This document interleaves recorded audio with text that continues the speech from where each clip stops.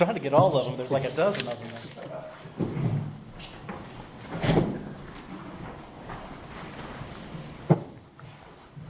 Hey, my name is Greg. I'm an alcoholic. Hey, Greg.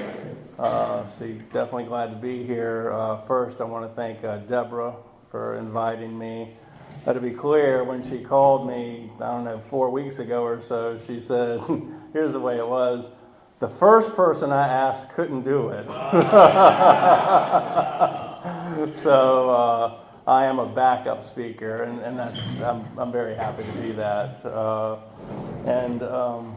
I'll tell you, I've only been to this group once before, and it was probably a month ago. It was actually before the corrections conference. And with that being said, this group and some of its members have certainly impacted me greatly in sobriety, certainly Tom and Wallace. And I think Daniel and I served on a subcommittee about 6 years ago about budget and finance. I don't know if that was either one of our strengths, but we did the best we could. And, I will say, I was speaking, it was a little while ago, I was at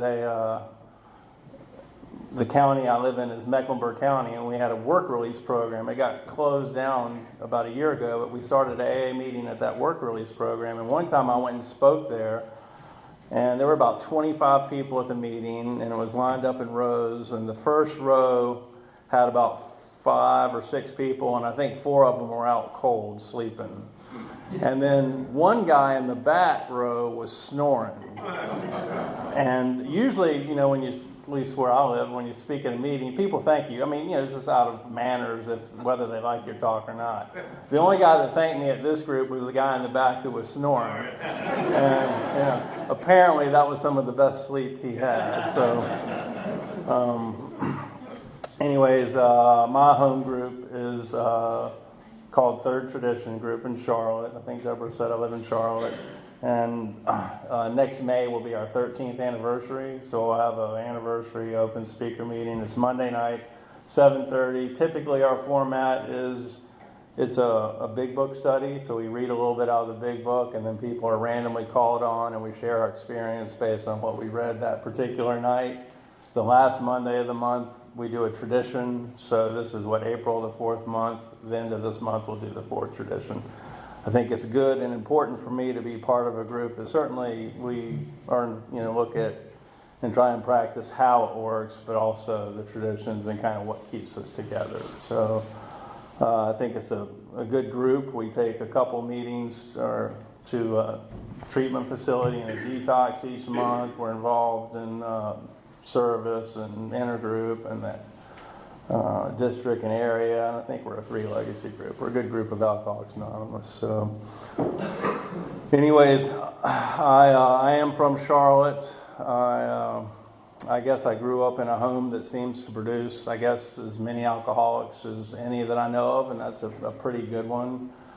I will say there's alcoholism in my family. My mother's a self-proclaimed alcoholic. She got sober when she was 54. She's a member of AA today. She's 87 in June. She'll turn 88. If she stays, also that month is her sobriety date, so she'll hopefully have 34 years of sobriety. And so I saw my mother drink. I saw her get sober in AA, and I thought that could never happen to me. I thought that I have 2 brothers and 1 sister, and they're all significantly older than I am, and that's certainly not why or a reason that I have been and can be as selfish as I am, but I really was in a world where I thought it was just self-centered. I thought everything revolved around me. And, now I think the journey in AA is trying to be in another centered world or a God-centered world, and something that just revolves around that. And that's kind of the journey. I haven't, it's difficult for me at times, but that's what I strive for. I did well in elementary school. That was my peak academically. I was good in my neighborhood in sports. That was also my peak there. So I started off good, and it was just slowly declined, in all ways since then. My first drink was, I had just gone to, at the time we called it junior high school. So I was in the 7th grade. I was 12. I think I turned 13 in the middle of that school year. And up until I was at a new school, and I was like a small fish in a much bigger pond. The school was bigger. I was scared to death of people. And I knew that like fear didn't look good. I knew that looked weak, or I thought it did anyways. So, anger is a lot of times how my fear looks. I just kept everyone at arm's distance. I had trouble connecting people. I didn't have a whole lot of friends. I didn't make a whole lot of friends. And I was just tense all the time. My shoulders were just always, up here, up to my ears. And the first drink, and if so my peak in elementary school, I did go to a couple colleges. I did not finish those. So I have a pattern where I'm a great starter and I'm a lousy finisher. The only school I did finish was the Charolette bartending school. And it was 1 week. It was like, I think, Monday through Friday from 9 to 5. It was basically 40 hours. I think self-will could get me through that 1 week. And I loved mixing drinks that I'd ordered at bars and learning how to make them. My first drink, obviously, in junior high school was well before I'd gone to the Charolette bartending school. So it was a playground cocktail. And what I did was I took a mason jar. I went to my parents' liquor cabinet and I took a little bit of gin. And then I took a little bit of vodka, and then a little bit of bourbon, and then a little bit of rum, just a little bit of everything that was in that liquor cabinet, because I didn't want to get caught stealing. And I kind of lived for the longest time like if I didn't get caught, it didn't happen.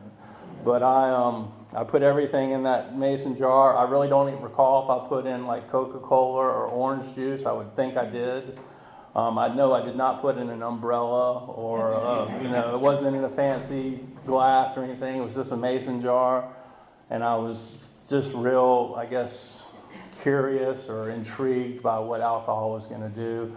I took it to school. I had a friend who basically did the same thing. And we were in the back of science class. And it wasn't my first drink, but it was certainly the first time I got drunk. And the best I can tell, it was my first spiritual experience. Or if it wasn't, it was so close that I couldn't tell the difference. And I just took a big a swig as I could, a little gulp. I knew it was going to taste bad. I wasn't, I had no, delusion about that. And I barely held it down, but I held it down. And I don't know how long after that, but it wasn't a long period of time, seconds, I guess. And what happened was just everything changed. Like my shoulders just relaxed. And then, I'd been scared to death of people. And all of a sudden, they seemed cool. And, I felt better about myself. I felt better about everybody else. And I remember like walking down the hallway and I was laughing and I felt happy. It was just, my spine, I had a huge smile on my face.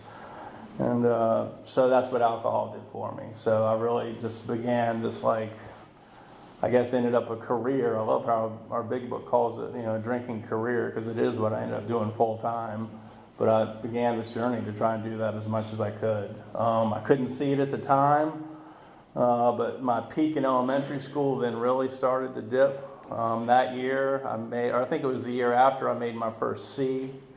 The year after that, I made my first D. The year after that, I made my first F, so I got to go to summer school.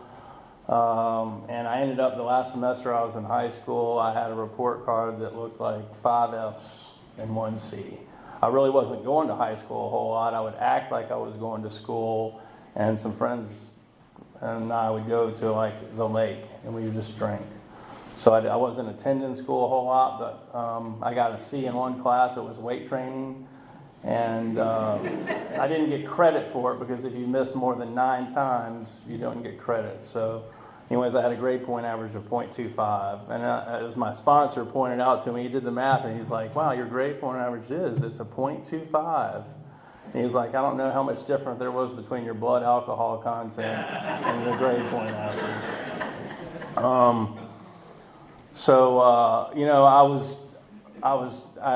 My father was a hardworking man, grew up in a family that didn't have a lot of money. He worked very, very hard, had a very, very good work ethic. He tried to provide, a lot of opportunities for his, myself and the rest of his family that he didn't have. I think resentment kind of, I get things warped. It, bends my perception. I saw a guy who wasn't there for me. I saw a guy who wasn't able to go to my football game Saturday morning or a school event. When the truth of the matter, he was working, trying to provide for his family, doing the very best he could. He really did a good job. And I was given good examples. I was not only told right from wrong, I was given good examples, and I just, for whatever reason, I just kept justifying reasons that it was okay to do some of the things I did, starting off with drinking. I got into music, and I didn't play music. I wasn't musically inclined. I loved listening to music, and I could really, turn on the stereo, and I could, play a stereo with the best of them. But, but when I would, these musicians I was listening to, if you read some of their, books and articles, they were doing a lot of drinking. They were doing a lot of things and to excess, and those became the people that I, kind of emulated or wanted to be like. And this band came through town. I'll go ahead and say it was the Grateful Dead. So the Grateful Dead came through town, and I went to this concert, and there were people in the parking lot, all these like vans, and there was a lot of like T-shirts being sold, a lot of stickers, just a lot of vending going on. And some of them were beers and things, and they would sell beers for $1, $2, whatever it was. But the thing is, if you didn't have any money, somebody would give you something for free. And so I was like, this is where I belong. And I went, and when I drank, the music sounded even better, and I had like the best experience ever. And it was so good that, wow, if Charlotte's this good, we got to go to Hampton, Virginia. So after Hampton, Virginia, man, that was awesome. Let's go to Baltimore, Maryland, and then Hershey, Pennsylvania. So I ended up following this band around, and I would get drunk. I would go to the concert. People would give me these stickers. I became a guy who was selling stickers at the concert, and I would just flop out. I'd pass out in a friend's VW van, and I would almost come to or wake up the next morning. I'd be in a different town and just do it all over again. It was like magic. I would just I just wake up. We went all the way across country the first time. The New Year's Eve concerts were like a big deal. And these VW vans are old, and a lot of people could work on them themselves. And our van broke down. And the guy I was with had this book called The Idiot's Guide to Fixing These Vans. And he took a bungee cord and he put it out. The engine was in the back, and we went all the way across country from the East Coast to San Francisco driving with a bungee cord going out the window, shifting gears. So, I got into San Francisco, and that's where I kind of landed. And I was homeless. I dropped out of school.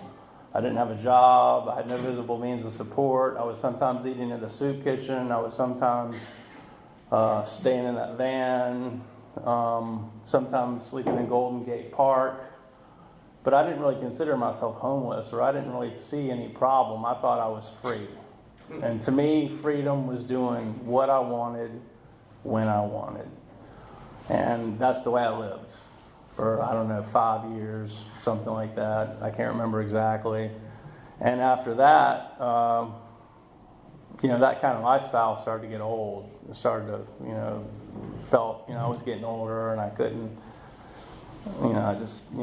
so my problem, though, clearly to me, it wasn't a lack of power. My problem was a lack of money.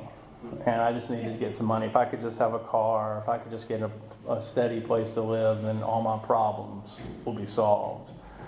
And, I can get caught in that mindset today that, something external is going to be the solution. And I think there's value in being self-supporting and having a job, and don't get me wrong. But, I guess before I came to Alcoholics Anonymous, I thought, basically almost a spiritual experience or a spiritual solution was kind of outside in, and something external was what was going to be the solution.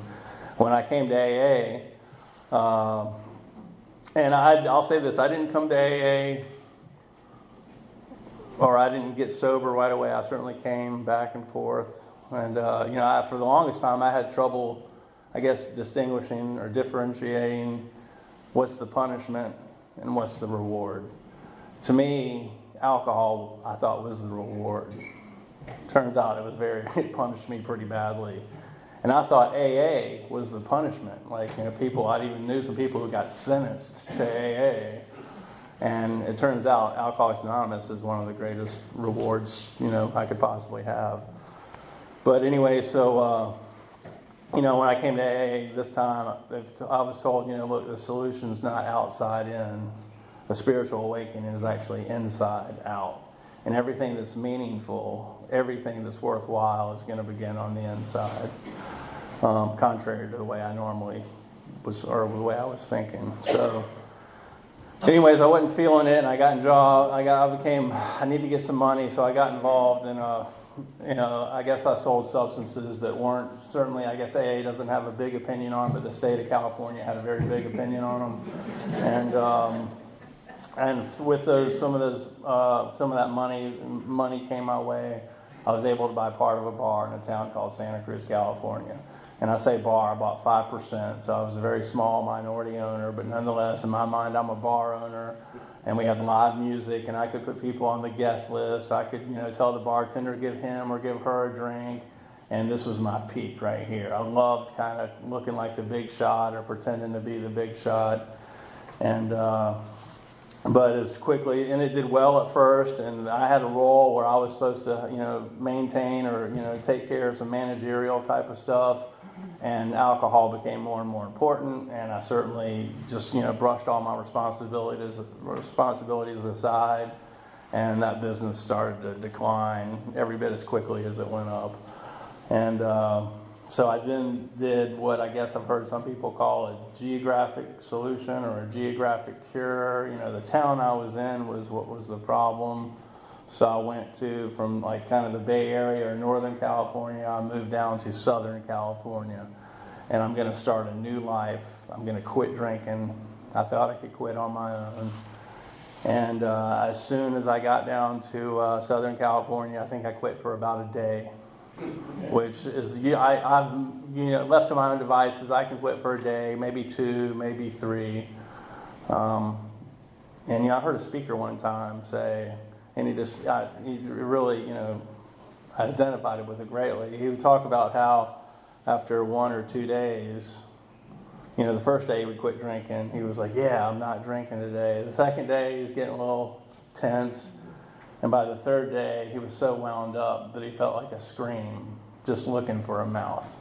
I was like, whoa, that's exactly how I felt. And so anyways, after a couple days or a day or whatever it was in Southern California, I started drinking again. Because, left to my own devices, I cannot not take the first drink. I kind of figured out on my own about this allergy or the phenomenon of craving. I didn't use those words, but I kind of figured out on my own that, man, once I start drinking, I'm not stopping drinking. What I had no idea about until I identified with others in Alcoholics Anonymous was this obsession that, I've got all these great reasons to not take the first drink, a bunch of them. But I've got this one insane idea floating around, and that insane idea wins out every single time. And it always makes perfect sense. Drinking always looks like a good idea. So I got drunk, and then I ended up getting arrested in California. I was driving drunk. Also, I had a trunk with some stuff in it. And I'll tell you this, my mother was like, all she did was drink. I saw her get sober. And I thought, when I came to AA, I thought I didn't qualify to be in AA. Because I did do other things. At different times, different things. And I'm really grateful to people that surrounded me in Alcoholics Anonymous. They were very big on being inclusive and not being exclusive at all. And they said to me, look, we don't care about what you've done, but let's talk about what happens when you drink. And that's when I was able to identify the things I just talked about, the allergy and the obsession. So I got arrested in California, and this wasn't the first time. And This time, though, it was looking not so good as far as me not going to jail. And I had the judge, he gave me an option. I don't think it's an AA saying, but at least in Charlotte, people say it sometimes, that I could go to 90 meetings in 90 days, and then if I could stay out of trouble for a year and a half, the charges would be dismissed. And to me, I was thinking, wow, 3 months of going to a meeting every day. It's pretty extreme. I declined it, I said no. And I can't believe that. I think our book talks about an alcoholic death or a spiritual life, life based on spiritual principles. And it's like this really, really tough choice. And why is that? To me, I think because I have no idea what living based on principles in AA looks like. I have no idea what it looks like. And it looks to me like it's no fun at all. So I'll take my chances drinking again. But they did come back with another offer, and it was my first of 3 treatment centers. And they said, you can go to this one was outpatient, and it's for 10 weeks. And you go 5 weeks where you go twice a week for 2.5 hours. And the second 5 weeks, it's only once a week for 2.5 hours. You still got to stay out of trouble for a year and a half after this. And the 2.5 hours didn't look so bad, but, it wasn't every day. And I was like, well, I can, play around in there. So I accepted that. So I went and I did graduate, air quotes or whatever, that treatment center. And as soon as I got out of that treatment center, and what they did, they had me go to that treatment center, had me go to 15 AA meetings. First time, and I felt tricked then. I felt kind of like they got over on me. I went to the same noon meeting that met Monday through Friday every single day, 5 days a week for 3 weeks. I got the sheet signed. I had no idea what they read. My ears were totally shut because I thought I had answers. My mouth was running a lot, but my ears were shut. Now what happens is when I feel the heat, when I bottomed out, what happened is my ears started to open up and my mouth shut. But this was not the case at the time. So I got the sheet signed, graduated the treatment center, started drinking again, and staying out of trouble looked pretty bad for a year and a half. So I didn't see the light, but I felt the heat. And that's when I had to get out of California. California was now looking like, that was the problem. I moved back in with my parents, and they were living in a retirement home at the time. So I moved into a retirement home where I was the only person under the age of 62 living at this retirement home. And I can tell you this, my mother was more or less 20 years sober when I moved back. She had gone to Al-Anon, I guess because of me, or, I was, involved in that, or I don't know how to say that properly, but in the 80s. When I was out in California for about 15 years or so, and she certainly stayed plugged in AA, but she quit going to Al-Anon. And when I moved back, she had not had a drink in 20 years, and she was suffering as greatly from alcoholism as she probably ever had. Because that's what I do, is I steal from people that love me the most. I steal their serenity. I steal their right to be happy. I would borrow her car, say, look, I'm just going out to the store, and I wouldn't come back. I would rob my mother, I would rob my parents of being able to sleep, a good night's sleep, because they don't know where their car is, they don't know where their son is. They went out of town for the weekend before it really got bad, and they said, we're going to trust you to stay at this place. What you got to do is water the plants, feed the dog, and keep the place clean. And when we leave Friday, we expect the place to be, in just as good a shape when we come back on Sunday.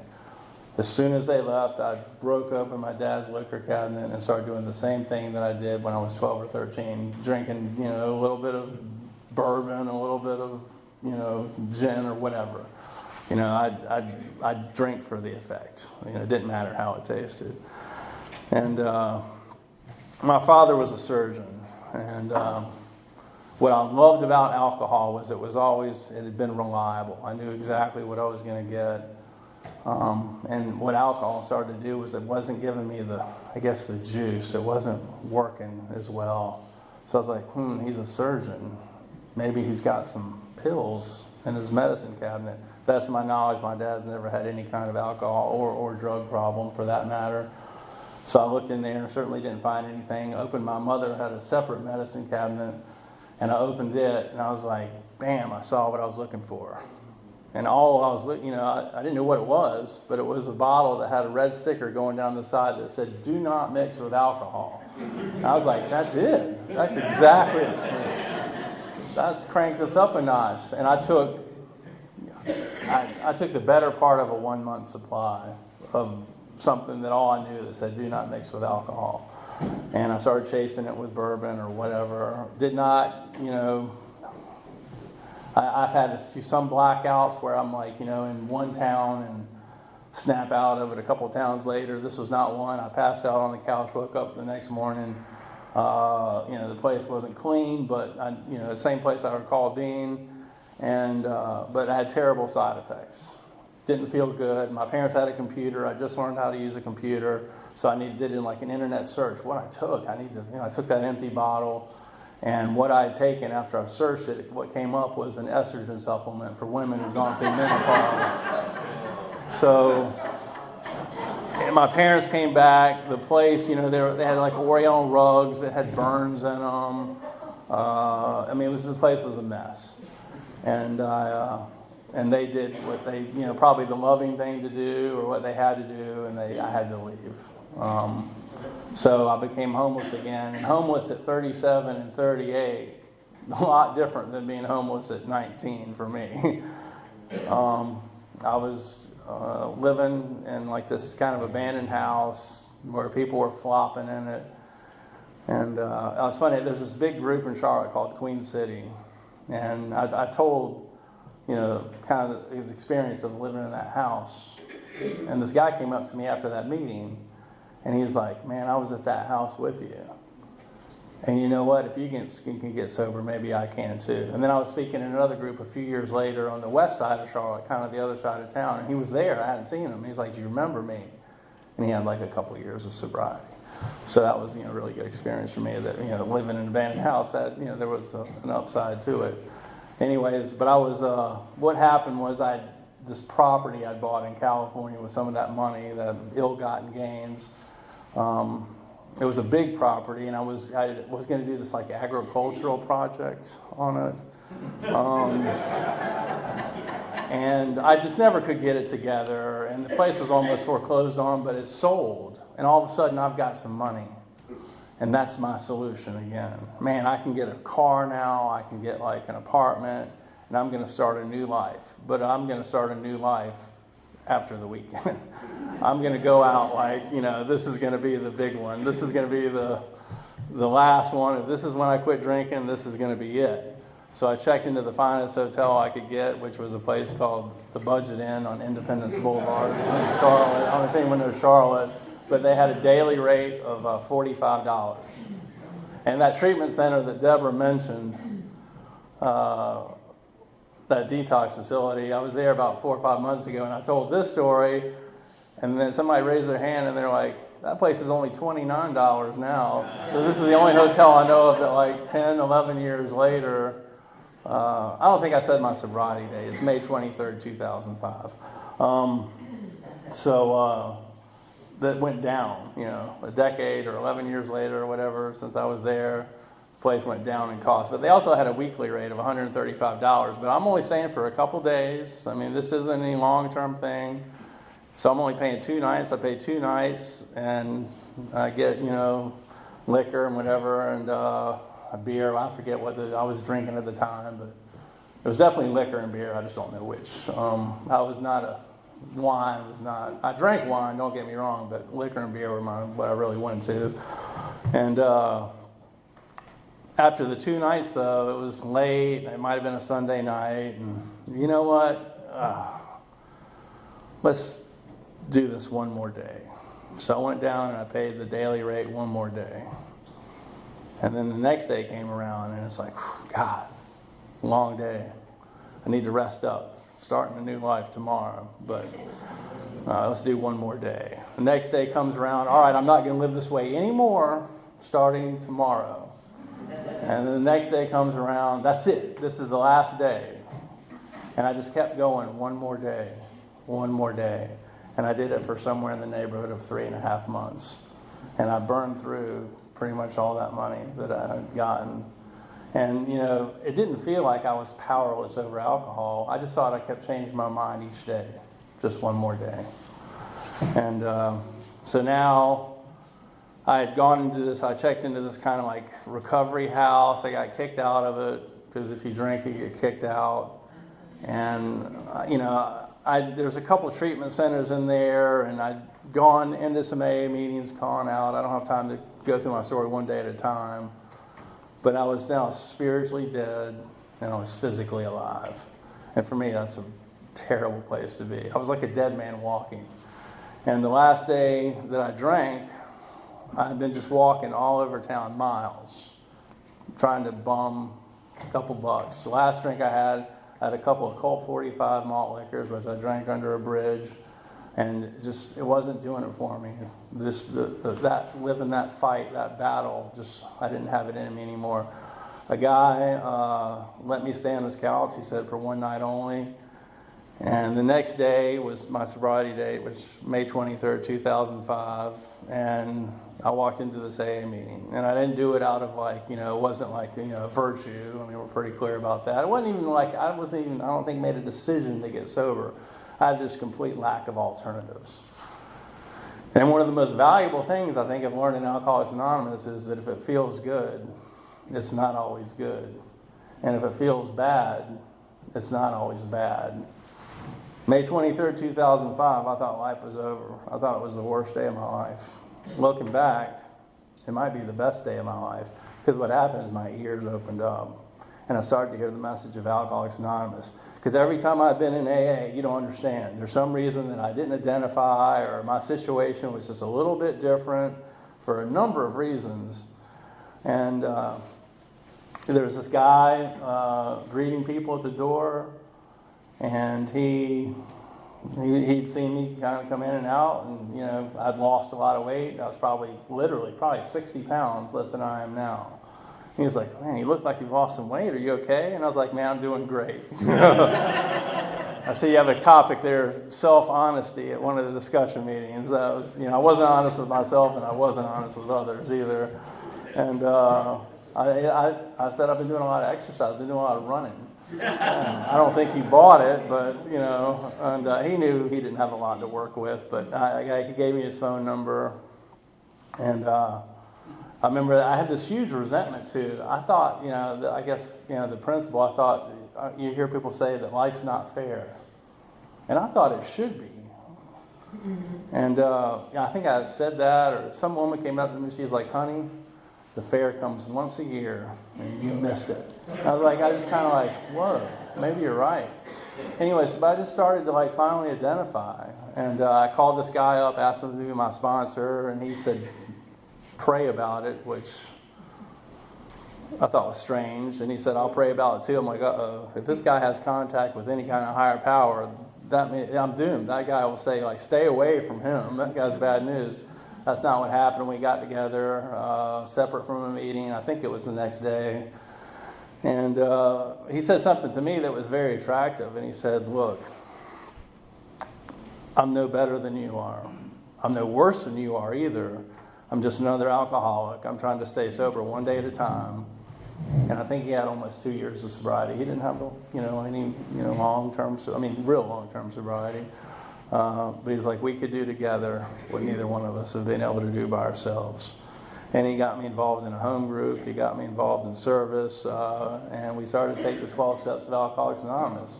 We did it out of the big book, and we just read the big book together. And when it came to an action, we took that action. When it said pray, we prayed. When it said write, wrote. Talk about it, we talked about it. Just to the best of our ability, best of my ability, did that. And I got a little job, which I hadn't had a job in a while. I was able, a number of months down the line, I was able to get this car for $700, so now I had a car. When I first came to AA, I had a bus pass, and I was like, look, I can't get to me, I don't have a car. And he's like, look, if you got a bus pass, and you got a meeting schedule, and you got a big book, you've got everything you need. And And I know those, car and job isn't necessarily the essence of sobriety, but I remember I just one day, I don't know how many months it was, but I just kind of suddenly realized that God's been doing for me what I haven't been able to do for myself. I called up my sponsor and I was like, it seems like I'm doing pretty good right now. Seems like I feel pretty good. And the part that he kind of jumped out to him is apparently I said, but you know what, I think I need Alcoholics Anonymous and God today as much as I did when I was, groveling in. And I think to me that's the kind of the first step. Is I generally love going to AA meetings. One of my favorite things to do. But I think by me suiting up and showing up tonight is still an inside cry that, you know what, I'm not cured of alcoholism. Anyways, he had me, I did some amends. I did a lot of amends. I remember I went to a lot, when I was during that last homeless time, I was stealing from a lot of stores, food, primarily after, a bender. And I would, so I went into all these stores over, some Saturdays and Sundays. And generally it was like managers and things like that. And I'd pull them aside and I'd go through it and, they didn't know what to do, so we ended up like ringing up groceries and then putting them back on the shelf that I paid for them. And one store, though, I asked for the owner. It was a smaller store, like a mom and pop kind of store. And I asked for the owner, and he's like, "Well, it's me." And I told him, "Look, I've been stealing from this store." And I don't know exactly how much. This is my best guess. And he's like, "We're going to say that's exactly how much it is."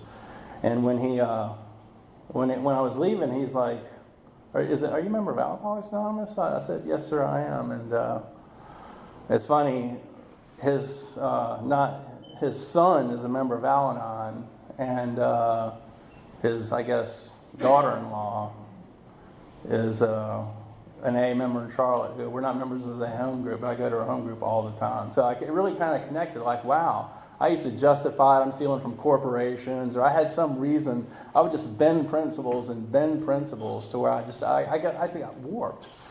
I made amends to my mother and my father. I don't think it's going to happen right now, but a couple of times I've talked about my father at some meetings. I've gotten really choked up before. I went to this one meeting. It was in South Carolina, I think in Myrtle Beach or something like that.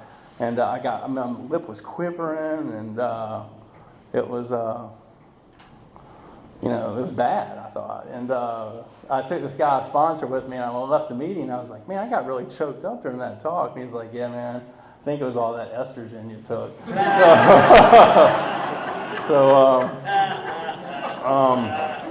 But I made amends to my mother. And, she's a member of AA, like I said, so she knew what was coming, and she got choked up. I got choked up. And I set up a payment plan, and I was like, and more importantly, I really am trying to be a better son. And she's, basically said, "Look, just, be there when we need you." My dad ended up, he was having a lot of trouble with his kidneys, and, I was able to be there. I'm the only child they have that lives in Charlotte now. And that's been that way for a little while now. And he ended up, it was cancer, right? And when they got diagnosed, he had cancer. He only lived about 2 more weeks. And when the last day that he was alive, he was conscious, but he wasn't moving, he wasn't talking, his eyes weren't open. So we had I don't know, the whole family, how many ever that is, all flew into town or drove into town, and we were all there. And they,